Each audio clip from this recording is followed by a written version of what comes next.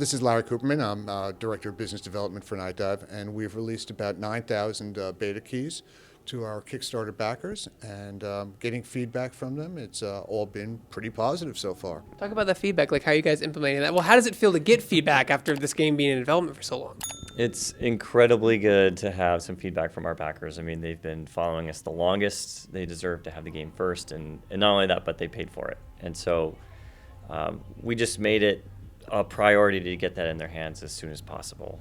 And what we did is we supplied them with a Google survey, just something, couple of questions, and a scale of 1 to 10 and how much they liked it. And the majority have been in the 8s and 9s, with maybe a couple outliers in the 1s or 2s, but we don't really take those too seriously. It's been a long, crazy journey for this game. Talk about what the next steps are now that you have up to 9,000 people playing the game and you're getting real-time feedback. So we're continuing to work with our publisher. We are polishing everything that we possibly can. A lot of our focus right now is on localization. We're going to support a far wider breadth of languages than we have ever supported before, and that has been challenging. It's an iterative process, fixing things and then getting a new build, re-examining it, and then fixing anything that remains. But because we're supporting so many languages, we were not able to make our original ship date, which was going to be in March, which is going to be in time for GDC. But we do have a ship date at the end of May, and we're pretty excited about that. And we want to make sure that we produce that the game that finally comes out to the public is as close to 100% perfect as we can possibly make it. And now that it's been out there and you're getting that feedback, anything that surprised you, maybe something that was really easy to fix or something that was really small that you missed and you fixed quickly, anything you can talk about that opened your eyes more? Yeah, I'm trying to think of some very specific examples, but we have this really big Discord community that you can join. It's open to the public. But there's been a number of backers that have hopped in while they're playing the game, and they're reporting things directly to our developers. And helpful. It is, and we're going in and we're just fixing things as they're being reported, and then waiting until enough of that is accumulated to push out a patch. So the one thing that I should is we kind of have 3 levels of QA. We do have an internal QA department that, of course, has played the game. We have QA through our publisher to play on, a nod to them. They have been absolutely great to work with. We also use Quantic Labs as an external QA because they're able to provide feedback for us on a weekly basis.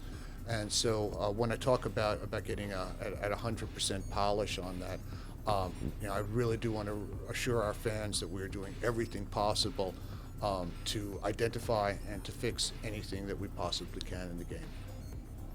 So, you guys obviously have your backers in your Kickstarter. Game dev is a complicated process. I mean, the Shovel Knight people delivered their final stretch goal, I think, 4 years ago. Like, it was a huge process. Yeah. Like, it takes time.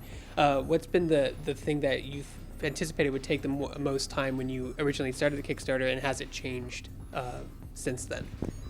Well, we have a lot of physical goods that are being developed for this game. There's a collector's edition that includes like pewter figurines and steelbooks and soundtracks. Manufacturing, it's a whole different piece. Yeah, and so back like in 2020 when we actually started making this stuff, it was considerably cheaper and it could be produced faster. And so as things are getting done now, it's all coming together, which is wonderful. But one thing I'm particularly proud of is there's going to be an 80-page employee handbook that's completely filled with lore and backstory and all kinds of things that no one's ever heard or seen from before in the System Shock universe. So hopefully I think there will be a digital version of that included with every copy, but the physical version is something to behold. I'm really proud of how it's turned out. Just to clarify, that is an employee handbook for the Trioptimum Corporation, right. not Yes. for Nightdive. So we're not quite up to those thousands of employees yet.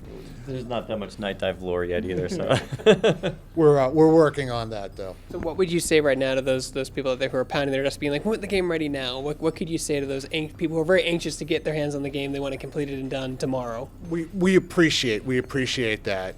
We understand that because we're also gamers also, and we want some things right now. But we took on a really ambitious project.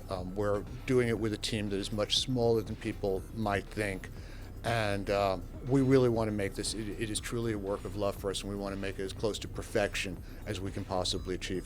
The other thing that people may not be aware of is that simultaneous with our working on the PC release, we're also going into beta on our console ports of it, so that's PlayStation and Xbox, and that's happening simultaneously also. People should probably be aware that those processes are going on, and while we don't haven't identified a ship date for those versions yet, because that's also subject to third-party cert, that is currently in development, and is not anything that has been abandoned or that we have not devoted sufficient effort to. We're working very hard at that.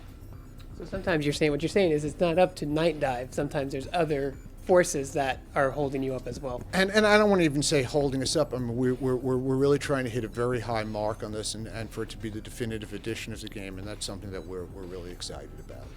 You guys aren't done with the game by any means, but if you were to do anything differently moving forward for your next big project, or go back in time to change something, what would you change, or what have you learned from this experience? I'd never do this again. But seriously, we've learned so much this time around that I feel anything that we decided to do next would take considerably less effort and manpower, and we would do a better job. That isn't to say this isn't going to be a great game, but our next thing is going to be even better. There's a great quote that I always like to live by, and it's, "You learn nothing by winning." You know, I think that's a good quote. And for people out there who, you have the backers have the beta, if people really want to get into a closed beta, open beta, anytime plans for that, how can they do that? The closed beta is closed for backers. For backers only right now, yes. So with only a month and some change left, is really not much longer to wait for the full game. And then where can people go to find updates on the game? Your Discord, Facebook, Twitter? So all of those are available. Also, probably the best source for all of that information is our publisher PlayOn. They have the most up to the minute data on that, and they've done a great job managing the community as well. So how do you guys select the projects that you work on and make those specific decisions? Rock, System Shock. Well, we've played a lot of these games as kids. And now that we're older, we just have the ability to bring them back for new generations to enjoy, and that's really kind of the underlying foundation of Nightdive.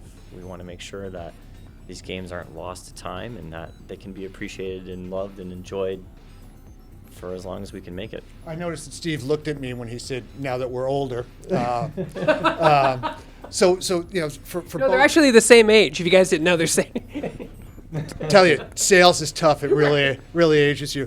But these are games that Steve played with his father that have a personal meaning to him, and these are games that I played with my son and that have a personal meaning to me. So we're fortunate enough that pretty much every project that we take on at Nightdive is a passion project for us.